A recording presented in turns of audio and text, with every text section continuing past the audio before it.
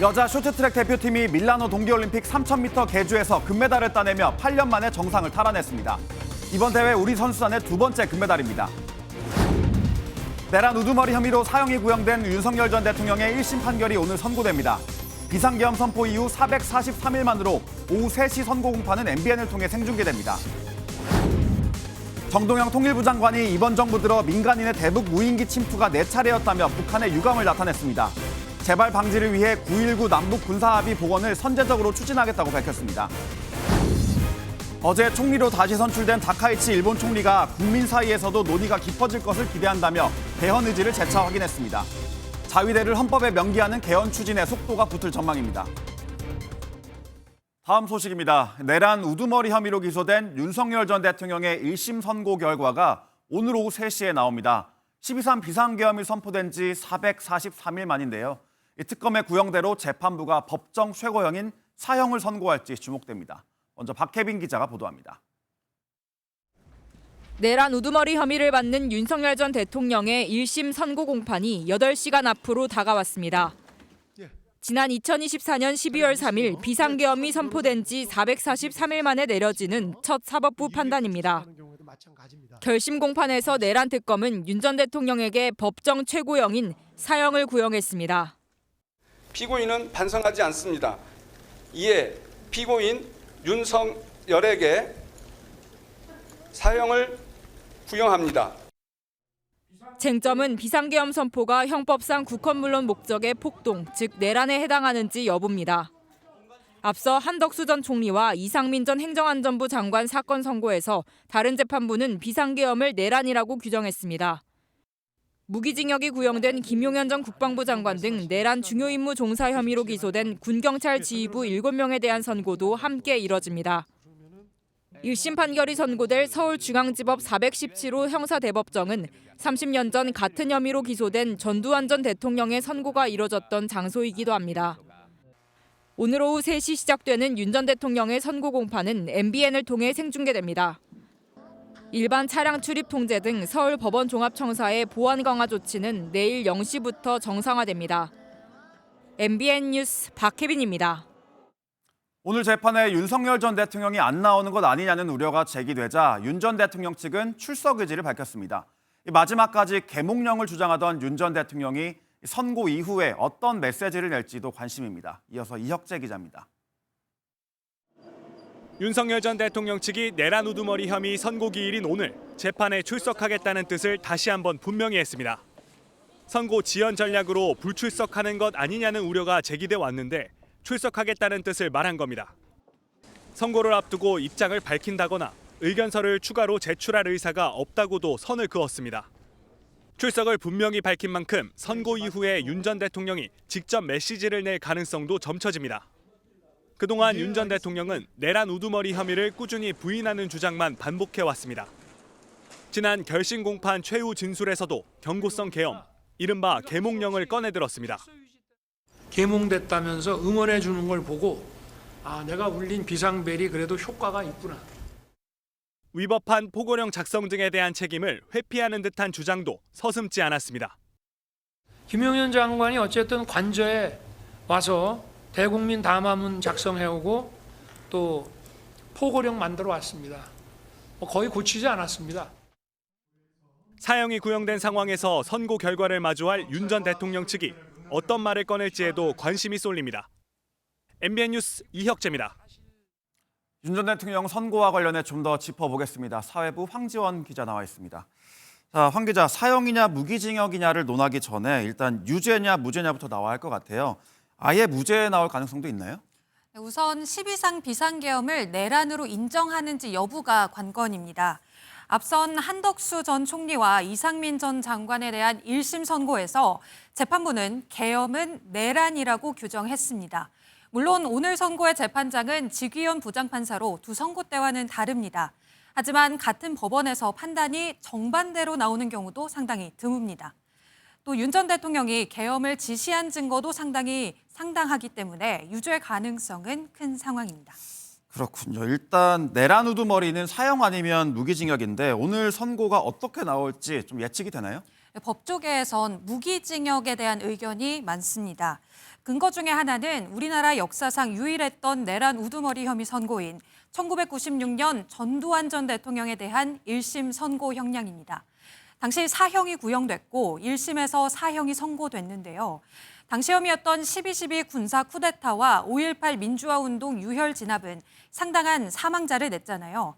그 정도의 인명피해는 없는 상황에서 같은 사형이 선고되기는 어렵다는 게 핵심 이유입니다. 알겠습니다. 오늘 선고가 한 2시간 정도 걸린다고 하는데 상당히 깁니다. 어떤 걸 좀 중점적으로 봐야 됩니까? 저희 키워드로 같이 보시겠습니다. 첫 번째 키워드는 계엄의 피해인데요. 앞서 말씀드린 대로 사망자가 없는 6시간짜리 계엄이었다는 건 사실이고 윤 전 대통령 측은 이를 강조하면서 야당의 폭거를 알리려는 호소였다고 주장합니다. 하지만 특검 측은 공소장에서 국헌 문란을 목적으로 한 폭동이라고 규정하고 있습니다.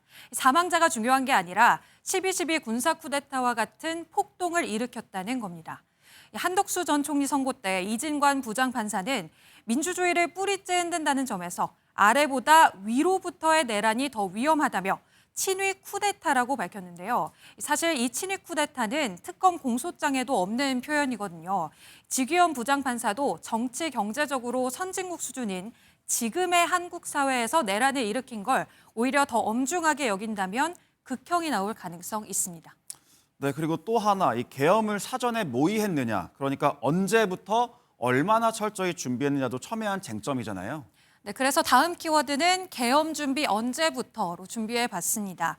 특검이 지난달에 공소장을 한 차례 변경한 적이 있는데요. 이 노상원 전 정보사령관이 쓴 이른바 노상원 수첩을 대거 새로 인용했습니다.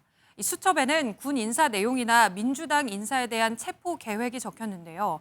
이런 계획이 그대로 실행 혹은 시도됐다면서 2023년부터 계엄이 준비됐다고 주장한 겁니다. 윤 전 대통령 측은 이에 대해 수첩 내용은 개인의 상상에 불과하다며 부인하고 있지만요. 재판부가 이런 정황부터 계엄이 1년 전부터 철저히 준비된 거라고 본다면 무기징역보다 더 강한 형량이 나올 수도 있습니다. 알겠습니다. 오늘 오후 3시에 MBN에서 선고 생중계 보실 때 이런 키워드 참고해 보시면 도움이 될 것 같네요. 지금까지 황지원 기자였습니다. 다음 소식입니다. 선고 이후에 국민의힘이 어떤 메시지를 낼지도 주목됩니다. 당 안팎에서 윤 전 대통령과의 절연 요구도 큰 상황인데 지도부 고심도 깊겠죠. 국민의힘 상황은 정혜린 기자입니다. 장동혁 국민의힘 대표는 윤석열 전 대통령의 1심 선고 후 공식 입장을 밝힐 방침입니다. 다만 메시지 형식이나 수위, 정확한 시기를 놓고는 고심을 거듭하고 있습니다. 특히 윤석열 전 대통령과의 절연, 즉 절윤이 담기느냐의 여부가 주목되는 가운데 직접적인 언급은 힘들 것이라는 관측이 나옵니다. 구체적인 단어를 통해서 말씀을 하실 것 같지는 않고요. 아마 대표께서 지금 발언의 수위와 그리고 내용을 계속 고민하고 계신 것으로 알고 있습니다. 윤 전 대통령 지지자들이 여전히 당내 강성 지지층으로 자리 잡고 있는 만큼 수위 조절에 나설 수밖에 없을 거라는 해석입니다. 국민의힘 관계자는 중도, 외연 확장에 대한 메시지가 주로 담길 것이라고 말했습니다. 다만 친한계와 소장파를 중심으로 절윤에 대한 요구가 계속되온 만큼 직접적 언급 없이 넘어갈 경우 지방선거를 앞두고 당내 갈등이 계속될 수밖에 없다는 전망이 나옵니다. 한 소장파 의원은 지역의 투표장에 안 가겠다는 분들이 많았다며 늦었더라도 명확한 입장이 필요하다고 말했습니다. 또 다른 의원은 지선뿐만 아니라 당이 어려워질 것이라며 절윤은 말뿐만 아니라 고성국 씨 징계 등 행동으로 보여줘야 한다고 강조했습니다. 중진 의원들 사이에서도 비상계엄에 대한 형식적 사과로는 부족하다는 의견이 나왔습니다. 잘못을 분명히 인정하고 국민과 역사 앞에 속죄하며 새로운 길로 나아가야 합니다. 당내 요구도 갈리는 가운데 이를 아우를 수 있는 메시지를 내놓기 위한 장동혁 지도부의 고심이 깊어질 전망입니다. MBN 뉴스 정혜린입니다. 오늘은 어떤 이슈가 기다리고 있을까요? 굿모닝 MBN이 엄선한 투데이 라인업을 통해 오늘의 주요 일정과 현안을 함께 살펴보겠습니다. 오늘 가장 중요한 이슈죠. 윤석열 전 대통령의 내란 우두머리 1심 재판 판결 선고가 오늘 오후 3시에 선고됩니다. 12.3 비상계엄 선포 이후 443일 만에 나오는 사법적 판단으로 구형량은 사형인데요. 1심 선고는 MBN을 통해 생중계됩니다. 인천의 중증 장애인 거주시설 색동원에서 발생한 성폭력 의혹과 관련해 시설장 김모 씨의 구속 여부를 가를 영장실질심사가 오늘 오전 10시 반부터 진행됩니다. 김 씨는 생활지도 등을 빌미로 여성 장애인들을 상대로 성폭력 범행을 저지른 의혹을 받고 있습니다. 지난 설 연휴와 겹쳤던 금융사의 대출과 카드 대금 결제, 공과금 자동 납부가 오늘 진행됩니다. 은행의 계좌 잔액이 넉넉한지 다시 한번 확인하시면 좋을 것 같고요. 연휴 기간 만기일이었던 예금은 연휴 기간 이자분을 포함해 오늘 환급됩니다. 금융위원회가 오늘 금융권의 기업 여신부 담당 임원들을 소집해 임대사업자의 대출 상환 방식과 만기 연장 절차를 점검합니다. 주거용 건물 임대사업자 대출은 15조 원 규모로 추산되는데요. 금융당국은 임대사업자 대출을 연장할 때 연간 임대소득 대비 이자 상환 비율 RTI를 다시 산정해 적용하는 방안 등을 논의할 전망입니다. 지금까지 투데이 라인업이었습니다. 설 연휴 내내 다주택 정책을 놓고 이재명 대통령이 장동혁 국민의힘 대표와 SNS에서 설전을 벌였습니다. 이 대통령은 연휴 마지막 날인 어제 새벽에도 사회 악은 다주택자들이 아니라 다주택이 돈이 되게 만든 정치인들이라는 글을 올리며 논쟁을 이어갔습니다. 보도에 송주영 기자입니다. 설 연휴 직전 청와대 오찬 회동을 하려다 무산된 이재명 대통령과 장동혁 국민의힘 대표. 여야 정당 대표 오찬 회동이 장동혁 국민의힘 당대표의 갑작스런 불참 의사 전달로 취소되었습니다. 두 사람은 연휴 내내 부동산 정책을 놓고 설전을 이어갔습니다. 어제 새벽에도 이 대통령은 사회악은 다주택자들이 아니라 다주택이 돈이 되게 만든 정치인들이라는 제목의 글을 SNS에 올렸습니다. 그제 장 대표가 다주택자를 무조건 사회악으로 규정한다며 이 대통령을 비판한 기사도 첨부한 걸 보면 반박성 글로 보입니다. 이 대통령은 또 다주택이다 문제는 아니라며 부모님 거주 시골집 등은 팔라고 할 생각이 없다고 강조했습니다. 투기용과 정당한 다주택은 구분하겠다는 의미입니다. 바람직하지도 않은 투기용 부동산을 오래 가지고 있다고 세금을 깎아준다? 그거 좀 이상한 것 같아요. 6채 다주택 보유자란 지적에 95세 노모가 거주하는 시골집을 거론하며 대통령 때문에 새해 벽두부터 불효자는 운다고 했던 장 대표 주장을 재반박한 걸로 해석됩니다. 장 대표는 어제도 날 풀리면 서울의 50억 아파트 구경 가겠다고 한 노모의 말을 빌려 이 대통령의 SNS 글을 에둘러 반박했습니다. 연휴 내내 SNS로 부동산 이슈를 주도한 이 대통령이 오늘 업무에 복귀하는 만큼 실질적 해법을 내놓을지도 관심입니다. MBN 뉴스 송주영입니다. 지방선거를 100여일 앞두고 맞이한 설 명절, 여야가 읽은 민심은 어땠을까요? 더불어민주당은 이재명 정부 2년 차에 대한 압도적 지지를 확인했다며 개혁 완수를 다짐했습니다. 반면 국민의힘은 정부의 독주를 막아달라는 견제 여론이 거셌다고 전혀 다른 주장을 했는데요. 이 소식은 이승민 기자가 보도합니다. 설 연휴가 끝나자마자 여야는 이른바 밥상머리 민심을 두고 상반된 해석을 내놨습니다.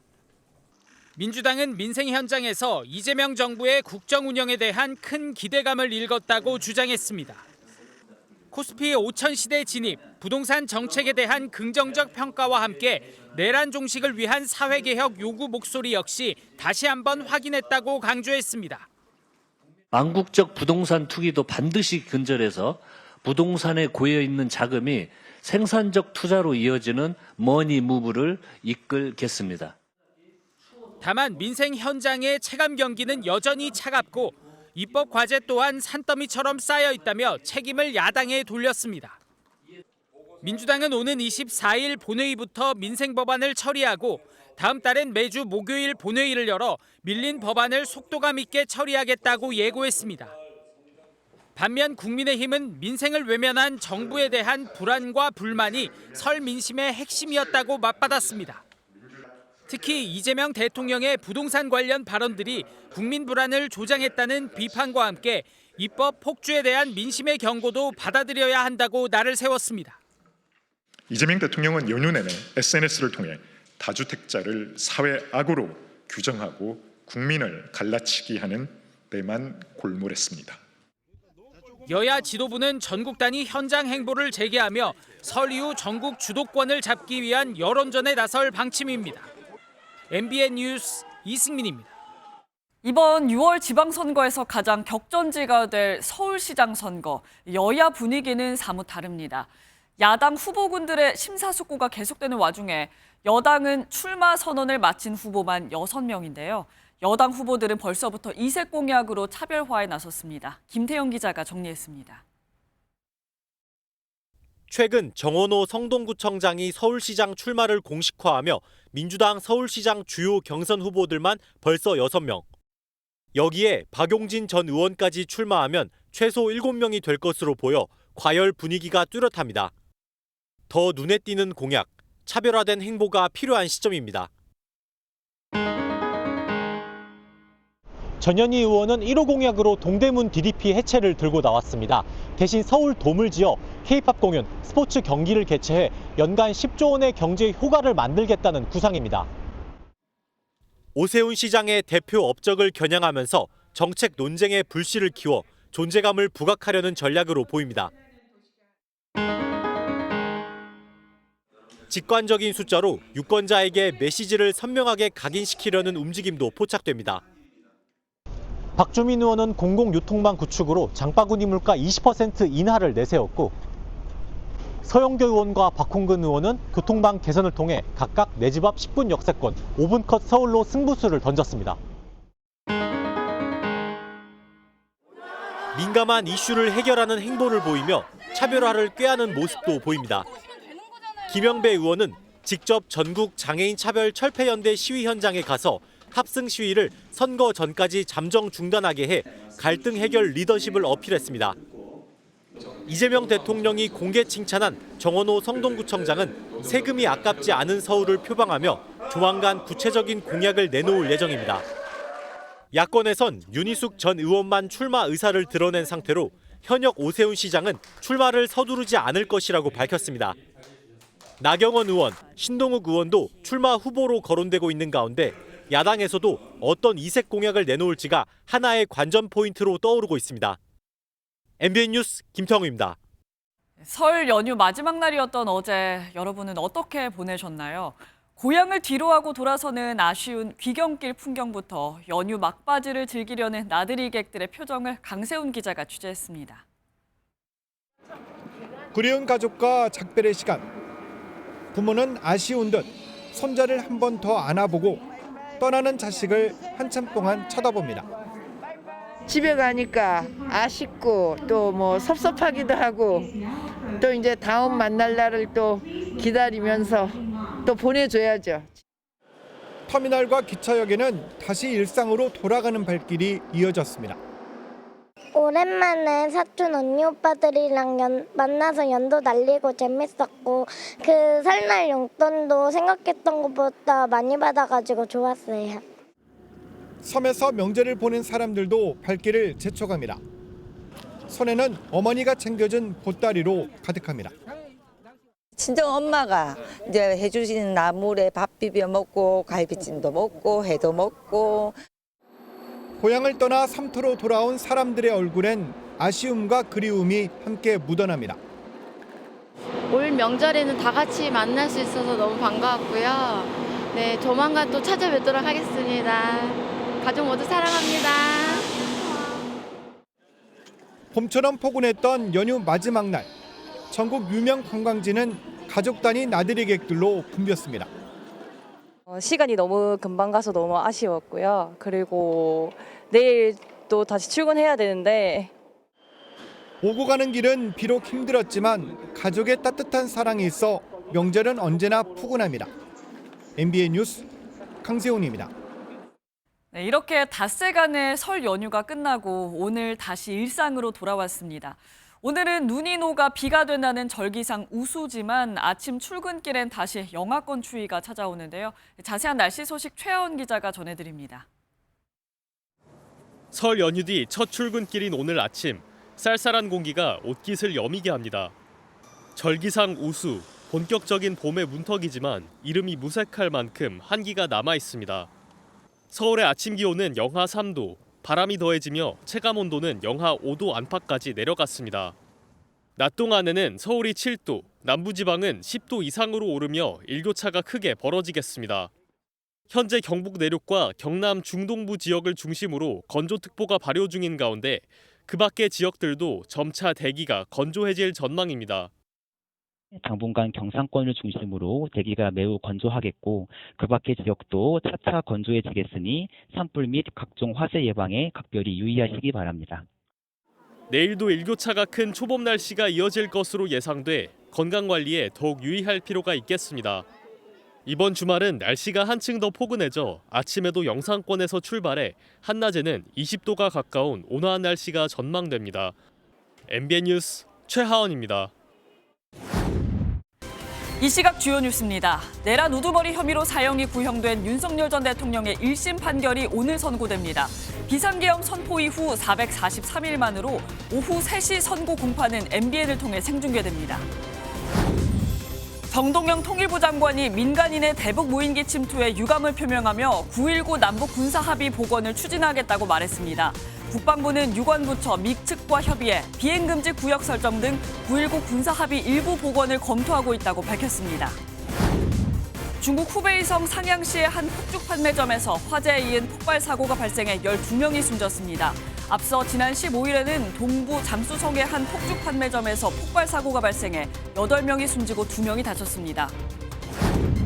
8호 차로 금은방 출입문을 부수고 귀금속을 훔친 40대 남성이 경찰에 붙잡혔습니다. 연휴 기간 전국 곳곳에선 교통사고도 잇따랐습니다. 북한의 무인기를 침투시킨 민간인 3명에게 일반 이적죄가 적용됐습니다. 정부는 이번 사건에 대해 북한의 공식 유감을 표명하고 재발 방지 대책과 함께 9.19 남북 군사합의 복원도 검토하겠다고 밝혔습니다. 백길종 기자가 보도합니다. 정동영 통일부 장관은 이재명 정부 출범 이후 민간인 3명이 총 4차례에 걸쳐 북한의 무인기를 침투시킨 것으로 확인됐다고 밝혔습니다. 이어 정 장관은 이들에겐 항공안전법 위반과 형법상 일반 이적죄 혐의가 적용됐다고 덧붙였습니다.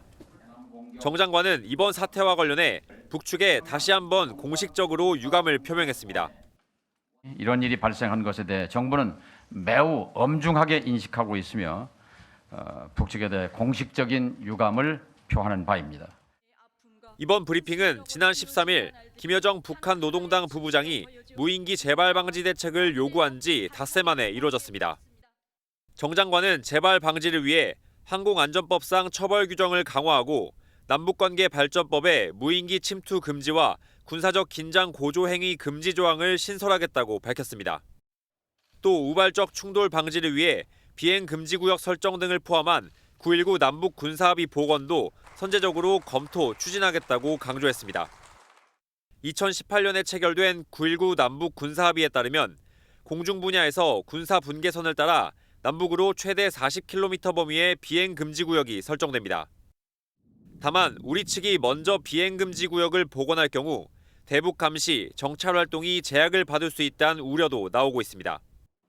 정부는 이번 조치를 계기로 접경 지역 긴장 완화와 제도 정비에 속도를 낸다는 방침입니다. MBN 뉴스 백길종입니다. 김여정 북한 노동당 부부장이 정동영 통일부 장관의 브리핑에 대해 하루 만에 입장을 내놨습니다. 김 부부장은 조금 전 발표한 담화에서 한국 측이 무인기 도발 행위에 대해 공식 인정하고 다시 한번 유감과 함께 재발 방지 의지를 표명한 데 대해 높이 평가한다고 밝혔습니다. 또 남측과 맞닿은 국경 전반에 대해 경계 강화 조치를 예고하며 무인기 도발 재발 방지를 위한 확실한 담보 조치가 필요하다고 주장했습니다. 다음 소식입니다. 트럼프 미국 대통령이 일본의 52조 원 규모 대미 투자 대상 첫 사업을 공개했습니다. 이제 화살은 우리나라를 향하는 분위기인데요. 우리 정부도 대미 투자 특별법 통과에 앞서 미국의 투자 실무 협상단을 파견해 본격적인 대응에 나섰습니다. 배준우 기자입니다. 트럼프 미국 대통령이 자신의 SNS에 일본과의 거대한 무역 합의가 막 출범했다고 밝혔습니다. 또한 관세가 없었으면 불가능했을 거라며 자신의 강력한 관세 정책을 통한 승리임을 강조했습니다. 일본이 약속한 5,500억 달러 가운데 360억 달러, 우리 돈 약 52조 원의 투자 대상이 결정된 건데 텍사스주 석유 가스 시설 확충, 오하이오주 가스 발전소 건설, 조지아주 핵심 광물 채굴 등 3개입니다. 트럼프 대통령은 이번 투자로 역사상 최대 규모의 에너지 시설을 만들어 미국의 에너지 패권을 공고히 하고 외국 자원에 대한 의존을 끝낼 것이라고 설명했습니다. 그동안 트럼프 대통령은 일본의 대미 투자가 지연되는 것에 강한 불만을 표출해 왔습니다. Countries that were ripping us off, including allies, mentioned Japan. 일본과 유사한 합의를 체결한 우리나라에도 트럼프의 압박이 거세질 거란 우려가 제기되는 가운데 우리 정부도 어제 실무협상단을 미국에 급파했습니다. 박정성 산업통상부 통상차관보를 비롯한 실무협상단은 미 상무부 관계자들과 만나 대미 투자 프로젝트 후보 사업에 대해 협의할 것으로 알려졌습니다. 대미 투자 특별법이 늦어도 다음 달 초엔 국회 통과가 예상되는 만큼 이번 차관보급 실무 협의를 통해 대미 투자 프로젝트가 구체화될 가능성도 거론됩니다. MBN 뉴스 배준우입니다. 다카이치 사나이 일본 총리가 제105대 총리로 다시 선출됐습니다. 전국 주도권을 쥐고 집권 2기를 시작한 다카이치 총리는 강한 일본을 내걸며 개헌과 방위 정책에 속도를 내고 있습니다. 손성민 기자가 보도합니다. 중의원 본회의장에서 총리 재선출이 확정되자 장내에 박수가 터져 나옵니다. 高市早苗君を本院において内閣総理大臣に指名することに決まりました。 다카이치 총리는 중의원 전체 465표 가운데 354표를 얻어 제105대 총리로 재선출됐습니다. 강요를 모두 유임한 채 2차 내각을 출범시키며 전국 주도권을 더욱 공고히 했다는 평가가 나옵니다. 다카이치 총리는 중의원을 조기 해산하는 승부수를 던진 뒤 총선에서 압승을 거두며 개헌 발의선인 3분의 2를 웃도는 의석을 확보했습니다. 다카이치 총리는 재선 직후 헌법 개정 추진 의지를 다시 한번 분명히 했습니다. 自民党総裁として申し上げますと、憲法改正を含めて、自民党の政権公約に掲げさせていただきましたので、こういった政策課題についてはもう自民党として実現に向けて力強く取り組みを進めていかなきゃならないと考えています。 전쟁과 군 전력 보유를 금지한 이른바 평화헌법 조항을 고쳐 자위대를 명시하고 긴급사태 대응 권한을 강화하겠다는 구상입니다. 다만 상원인 참의원은 여전히 여소야대 구도여서 실제 개헌안 발의와 국민투표까지는 정치적 협상이 불가피할 걸로 보입니다. 외교부 관계자는 일본이 국내 현안에 집중하고 있는 만큼 급격한 우경화로 이어질 가능성은 작다고 보면서도 관련 동향을 면밀히 주시하고 있다고 밝혔습니다. 다카이치 총리가 다음 달 미국 방문 전으로 한국을 찾을 가능성도 거론되면서 집권 2기 외교 시험대가 본격화할 전망입니다. MBN 뉴스 손성민입니다. 설 연휴 첫날 부산에서 화로차로 금은방 출입문을 부수고 귀금속을 훔쳐 달아난 40대 남성이 경찰에 붙잡혔습니다. 이 남성은 사업 실패로 생활고를 겪어 범행을 저질렀다고 진술했습니다. 김영현 기자가 보도합니다. 어두컴컴한 새벽, 화로차가 후진을 하더니 철제로 된 출입문을 그대로 들이받습니다. 곧이어 차량에서 내린 남성이 부서진 문을 들어올리고 금은방 안으로 들어갑니다. 40대 남성이 진열장을 깨트리고 800만 원 상당의 귀금속을 훔쳐 달아나는 데는 5분도 채 걸리지 않았습니다.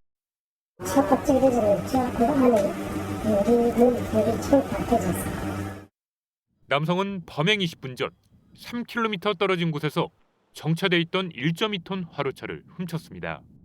범행을 하고는 금은방 인근의 한 골목길에 화로차를 버리고 좌치를 감췄습니다. 택시를 5차례나 갈아타고 자신의 집에 숨은 겁니다. 하지만 수사에 착수한 경찰이 CCTV를 토대로 도주 경로를 추적해 남성을 검거하는 데 성공했습니다. 범행 19시간 만입니다. 체포 당시 남성은 범행에 사용했던 옷과 신발, 모자 등을 버리려고 했습니다. 경찰 조사에서 남성은 사업 실패로 생활고에 시달려 범행을 저질렀다고 진술했습니다. 자체까지 끌어쓰다 보니까 금 가격이 높으니까 기금속을 훔쳐가지고 탕감하려고 그래서 범행을 한 거예요. 경찰은 남성을 특수절도 혐의로 구속했습니다. MBN 뉴스 김영현입니다. 연휴 마지막 날이었던 어제는 전국 곳곳에서 교통사고가 잇따랐습니다. 승용차가 충격 흡수대를 들이받는가 하면 차량 넉 대가 연달아 추돌하는 사고도 있었습니다. 안유정 기자가 보도합니다. 차량 한 대가 형체를 알아보기 어려울 정도로 완전히 박살났습니다. 곳곳에는 불에 탄 흔적이 남아 있습니다.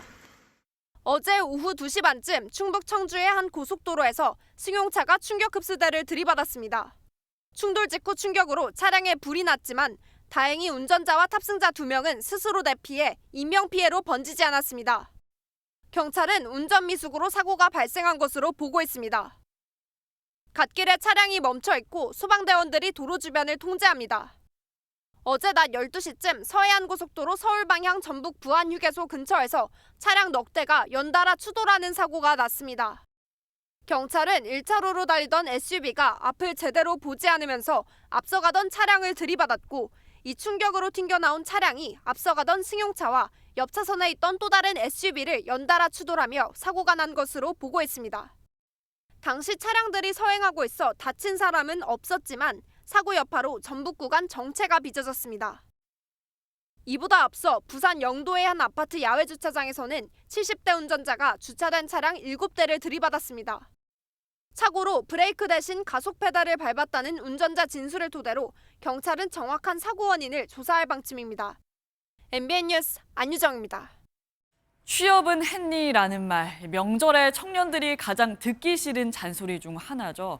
실제로 20대가 상용직과 임시 일용직이 동시에 줄어든 유일한 세대란 조사 결과가 나왔습니다. 바늘구멍처럼 좁은 고용문 앞에서 힘들어하는 사회 초년생들을 안정모 기자가 취재했습니다.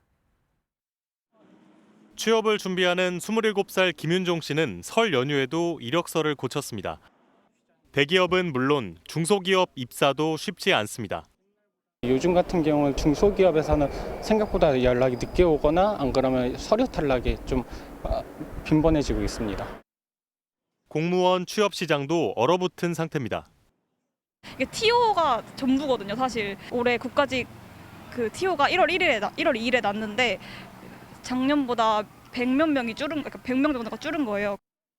20대에서 정규직으로 취업했거나 고용계약 기간이 1년 이상인 상용 근로자는 지난달 기준 204만 2천 명으로 집계됐습니다. 2023년 정점을 찍은 뒤 3년 연속 하향세를 보여 통계 작성이 시작된 2014년 이후 12년 만에 최저치를 기록했습니다. 54만 명이 졸업하는 데 비해서는 소위 말하는 괜찮은 일자리가 한 10만 개 정도밖에 안 되기 때문에 아르바이트를 포함하는 임시 일용직 근로자 수도 코로나19로 직격탄을 맞은 2021년을 제외하고 최저치를 기록했습니다. 모든 세대에서 20대만 유일하게 양질의 일자리와 단기 일자리가 모두 줄어들었습니다. 20대 후반에선 상용직은 줄고 일용직과 임시직은 늘었습니다. 정규직 취업이 어려운 구직자들이 단기 일자리로 밀려난 것으로 풀이됩니다. 계속된 취업 한파에 취업 의사도 구직 활동 계획도 없다고 응답한 20대는 44만 명을 기록했습니다. 좀 쉬면서 내년에 준비해야겠다는 친구들이 몇 명 있거든요. 그래서 여러 번 시도를 해도 잘 안 되는 것 같고 또 과거에 비해서 취직이 어려워지다 보니까 청년 세대의 고용 문제는 개인의 문제가 아니라 우리나라 성장을 제약하는 구조적 문제입니다. 전문가들은 청년 특성과 실업 위험 수준에 따른 단계별 지원 등 실효성 중심의 청년 고용 정책을 마련해야 한다고 조언했습니다. MBN 뉴스 안정모입니다. 설 연휴에 해외여행 다녀오신 분들 선물과 기념품도 양손 가득 챙겨 오실 텐데요. 하지만 무심코 사왔다가 공항 세관에서 압수되는 물품이 의외로 많습니다. 반입이 금지됐거나 기준을 초과했기 때문인데요. 이승훈 기자가 전해드립니다. 인천공항 세관 창고에 비닐로 포장된 물건들이 잔뜩 쌓여 있습니다. 젤리나 숙취해소제 등 여행객들이 해외에서 들여오다가 통관 과정에서 압수된 것들입니다. 곤약 젤리는 어린아이가 삼키다 질식할 수 있어 식약처에서 금지했고 건강기능식품은 해외와 국내 제품의 성분과 함량이 달라 문제가 되는 경우입니다. 해외에서 흔하게 접할 수 있는 숙취 해소제입니다. 하지만 국내에서는 안전성이 확보되지 않아 들여오다가 통관해서 압수당할 수도 있습니다. 한쪽에는 명품 가방이 수북하게 쌓여 있는데 모조품인 게 드러나 전량 압수돼 폐기를 기다리고 있습니다. 박음질 같은 게 삐뚤빼뚤하고 이 금속도 마감이 엉성하잖아요. 뿐만 아니라 장식용 도검이나 담배 주류 등이 여기 세관 창고에 보관돼 있는데 반입 금지 품목이거나 면세 한도를 넘겨 통관 단계에서 걸러낸 것들입니다. 관련 담배는 딱 한 보루가 가지 면세이고 전자담배 액상 용액의 경우 니코틴 함량이 1% 미만. 해외 여행객이 늘면서 공항 세관에서 적발한 물품은 꾸준히 많은데 지난해 인천공항에서 압수된 것만 3만 6천 건이 넘습니다. 통관 당국은 창고에 최대 2달까지 물품 보관이 가능하지만 끝내 폐기되는 경우가 많은 만큼 여행객들에게 각별한 주의를 당부했습니다. MBN 뉴스 이승훈입니다.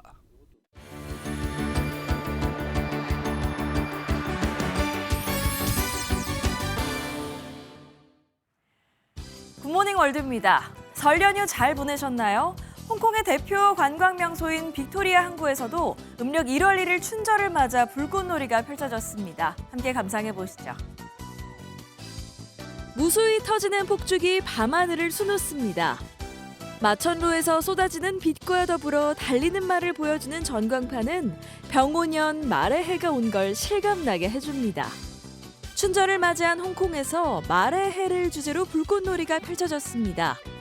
이날 빅토리아 항구 주변엔 불꽃놀이를 보려고 모인 관람객으로 발 디딜 틈이 없었다네요. 현장에 모인 사람들은 넋을 잃고 불꽃놀이를 바라보며 올해는 지난해보다 더 풍요롭고 행복한 해가 되길 기원했는데요. 여러분은 올해 어떤 소원을 비셨나요? 그런가 하면 올림픽이 한창인 이탈리아의 한 마을에서도 축제가 열렸는데요. 오렌지 수십 톤으로 전투가 벌어졌다고 합니다. 현장으로 가보시죠. 중세 갑옷을 입은 기사들이 마차 아래에 있는 사람들에게 오렌지를 마구 집어던지자 오렌지를 맞은 사람들도 기사들에게 오렌지를 던지며 응수합니다. 광장은 오렌지만큼이나 사람들로 가득 찼는데요.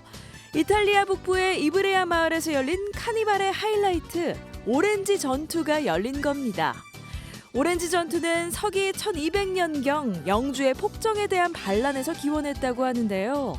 처음엔 콩을 던졌다가 오렌지가 대중화된 19세기 중반부터 오렌지를 사용하게 됐다는군요. 오렌지를 던지며 즐겁게 논 뒤엔 치우는 것도 잊지 않네요. 지난 2021년 겨울 뽕뽕한 한강 위에서 발견돼 유명해진 고양이 기억하시나요? 이번엔 얼어버린 강 위에서 독수리 한 마리가 포착됐습니다. 독수리는 어떻게 됐을까요? 강에 떠다니는 얼음 조각에 독수리가 위태롭게 앉아 있습니다. 구조대는 독수리가 놀라지 않도록 침착하게 올가미를 씌워 구조하는 데 성공합니다. 미국 뉴욕시의 해양 경찰관들이 허드슨 강에서 부상을 입고 고립된 독수리를 구조하는 모습입니다. 구조대는 허드슨 강을 순찰하던 도중 독수리 울음소리를 듣고 구조에 나섰다는데요. 담요에 쌓여 이동장에 실린 독수리는 뉴저지의 한 동물보호소로 옮겨져 치료를 받을 예정이라네요. 독수리가 건강하게 치료받고 다시 하늘로 날아오를 수 있길 바랍니다. 지금까지 굿모닝 월드였습니다. 네, 앞서 전해드린 이 화려한 불꽃놀이도 있지만 중국은 최대 명절 춘절 때마다 비슷한 사고가 되풀이되고 있습니다. 어제 중국 후베이성의 한 폭죽 가게에서 폭발 사고가 발생해 최소 12명이 사망하는 참사가 벌어졌는데요. 앞서 지난 15일 장쑤성의 한 폭죽 가게에서도 폭죽이 터져 8명이 숨졌습니다. 보도에 이상엽 기자입니다. 가게 안에서 연기가 쉴 새 없이 뿜어져 나옵니다. 아직 타지 않은 폭죽이 폭발하자 불똥이 튀어나오고 폭죽 소리가 울려 퍼집니다. 중국 후베이성 상양시의 한 폭죽 가게에서 폭발이 발생해 최소 12명이 숨졌고 50제곱미터 규모의 매장이 모두 불에 탔습니다.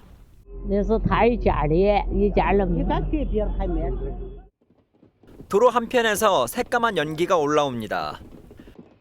폭죽이 폭발하는 모습과 함께 시끄러운 폭죽 소리가 끊임없이 들립니다. 지난 15일에는 중국 남부 장쑤성의 한 폭죽 가게에서도 폭죽 폭발 사고가 발생했습니다. 가게 앞에서 불꽃놀이를 즐기던 손님이 실수로 가게로 넘어지면서 쌓여있던 폭죽에 불이 붙은 겁니다. 8人死亡，2人轻微灼伤，明火16时扑灭，相关责任人已被警方控制。 중국에서는 최대의 명절 기간인 춘절에 애군을 쫓고 복을 기원하기 위해 폭죽을 터뜨리고 있습니다.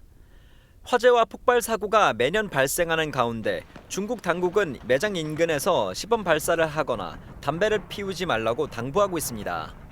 MBN 뉴스 이상엽입니다. 과자를 활용해 색다른 디저트를 만드는 SNS 레시피가 요즘 MZ세대들 사이에서 인기를 끌고 있습니다. 간단한 조합으로 새로운 맛을 즐길 수 있다는 점이 젊은 세대를 사로잡으면서 관련 제품 매출도 발빠르게 늘고 있는데요. 식품업계가 이런 유행을 쫓아가고 있습니다. 신용수 기자의 보도입니다. 그릭 요구르트에 비스킷을 꽂아서 냉장고에 뒀다 꺼내면 치즈케이크 맛이 납니다. 30대 직장인 박선예 씨는 요즘 SNS 속 디저트 레시피를 따라하는 데 빠져 있습니다. 임산부여가지고 간식거리를 좀 많이 찾는 편인데 치즈케이크랑 생각보다 맛이 좀 비슷한 것 같아서 되게 좋은 것 같습니다.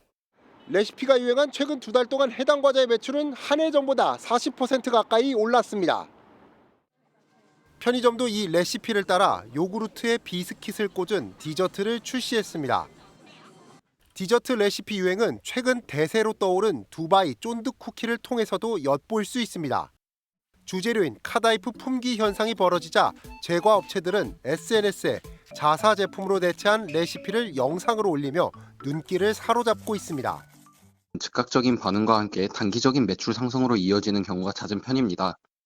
만족을 줄 수 있는 걸 스스로 창조하는 소비자들의 행동들이 있는 거거든요. 기업이 충분히 새로운 어떤 상품 개발할 때 그 많은 아이디어로 삼을 수가 있는 것이죠.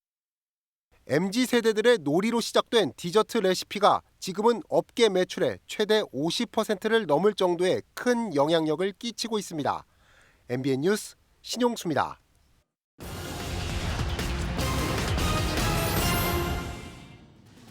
오늘 꼭 알아야 될 경제 이슈들 키워드로 짚어보도록 하겠습니다. 설 연휴 주고받는 세뱃돈은 증여세 부과 대상이 될 수 있을까요? 명절 세뱃돈은 사회통념상 인정되는 비과세 재산으로 과세 대상이 아닙니다. 증여로 본다 해도 10년간 합산 2천만 원을 넘지 않는다면 공제되는데요.